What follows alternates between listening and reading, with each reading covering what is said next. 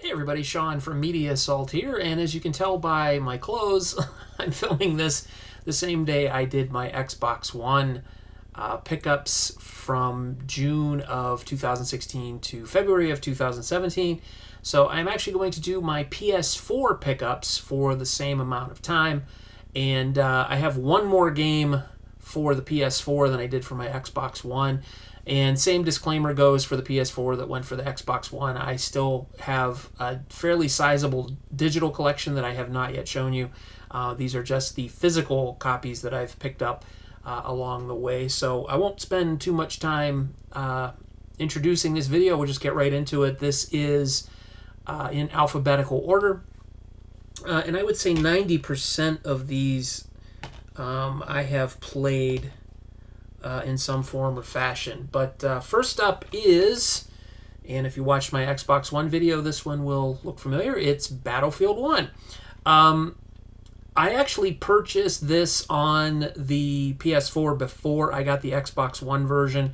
The only reason I got the Xbox One version is because I got that early enlister pack very cheap. This was the original version, and I actually did pre-order this because Battlefield is one of my favorite gaming series, so I did pay full price for this at the time, and I did get a steelbook case for it. I wish I would have brought that in here to show you, but I got that for pre-ordering it, and it's pretty nice. But anyway, this is same as for the Xbox One. I really enjoy this. I like the fact that it is a more old-fashioned shooter with older style weapons because, of course, it takes place during World War One. You don't have all the high-tech stuff that you have in, say, Battlefield 4 or Battlefield Hardline, or any of the, Battlefield 2 Bad Company or Battlefield 3 games. But I really, really enjoy this. I like the fact that it's more old school. It is one of my favorite Battlefield games. I said in my Xbox One video that this is my second favorite Battlefield game, but I forgot about Battlefield 2 Bad Company, and I don't think anything will surpass that. So forget that comment. Next up is Return to Arkham, Batman Return to Arkham. This is, of course, a high definition, if you want to call it that, remastering of the first two Rocksteady Batman games, Batman Arkham Asylum and Arkham City. I have to say that playing through this on the PS4, and I have started playing through the first game, Arkham Asylum, which was one of my absolute favorite games when it was on the PS3. This is probably a game that you really don't have to pick up. The remastering or high definition or whatever you want to call it, okay, they recreated it using the latest Unreal technology. That's technically what they did to it.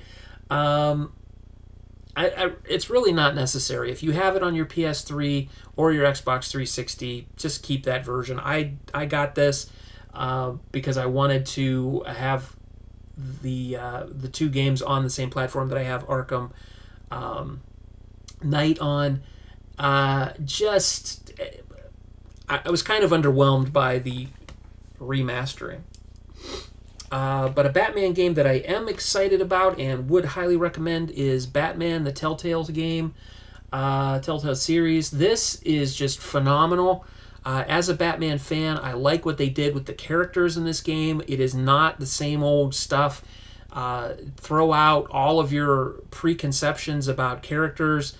There are a lot of surprises in this. I will not spoil anything, but all of the content is now out, so you can pick up all 5 episodes. This, of course, comes with, if you buy it in the store, it comes with Season 1, and then you will download, or Episode 1, and you'll download the remaining episodes off of PlayStation Store, but this does include a Season Pass, so you'll get those with no extra cost. I know that there have been some recent sales, and they've been giving away the first episode for free. However you can get into this, get into it. It is well worth the money. A lot of fun. With the caveat, you have to like the Telltale game series and style of gameplay. If you're not used to that, it may be a little bit of a jarring experience, but Telltale games for me are a lot of fun.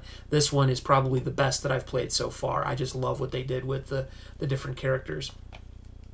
This is a game that I have played, but I have not played this particular copy of it. This is kind of an old school re-entry. This is the original Dead Rising. I picked it up on clearance from Target for $10.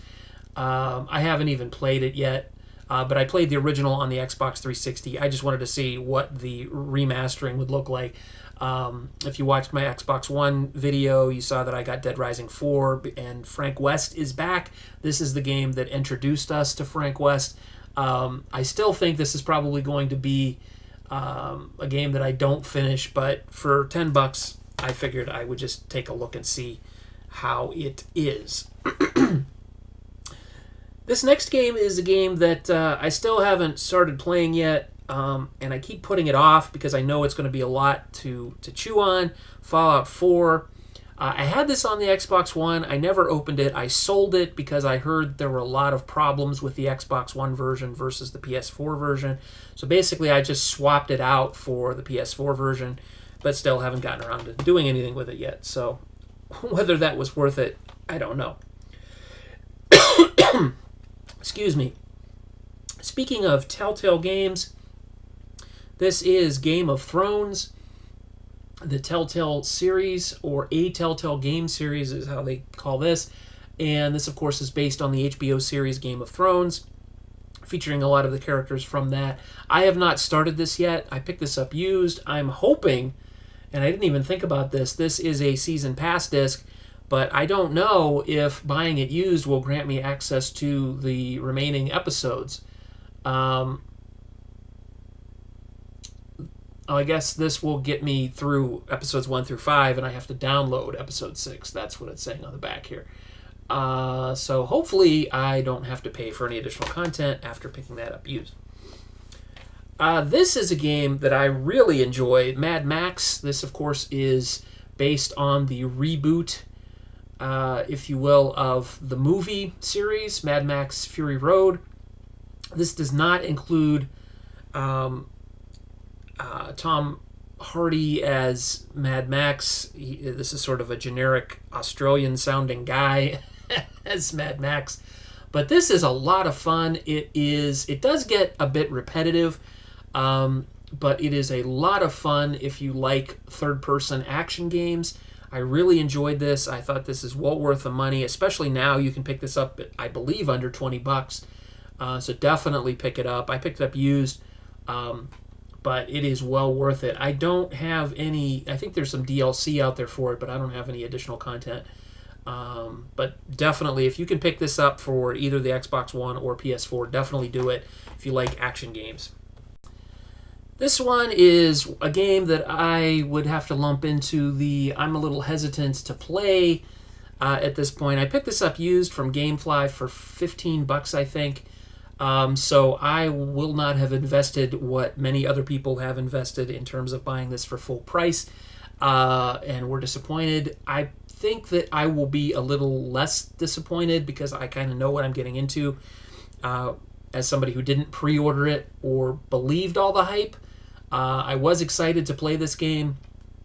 I'm a little less so now, but I think knowing what I'm getting and paying 1/4 the price of it will probably be a little easier to swallow. And I like the Elite games, going all the way back to the Commodore 64 and then the Amiga, and then recently Elite Dangerous came out for the Xbox One. I really like that style of game. So I'm hoping this will kind of fill a similar void.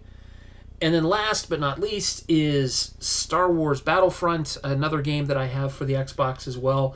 Again, I got a really good deal on this and didn't want to pass it up. This is the deluxe edition. I do not have the season pass on this version. I do on the Xbox. And I just really was interested to see how this stood up to the Xbox One version, because I'd heard the Xbox One version wasn't quite as nice looking as this. To be honest, I can't tell the difference. I am not a graphics whore or anything. It plays just as nice on the Xbox One, in my opinion, as it does on the PS4. But I'm sure someone is going to tell me I'm totally wrong. But for the price that I paid for it, having an extra copy, just because sometimes I like to play multiple versions of the same game. I don't know why. I just like to compare the two. I don't see a difference. So anyway, there you go. That's the pickups I have for my PS4 since June of last year. As always, feel free to rate, comment, and subscribe if you haven't done so already. Thanks again for watching, everybody. Take it easy.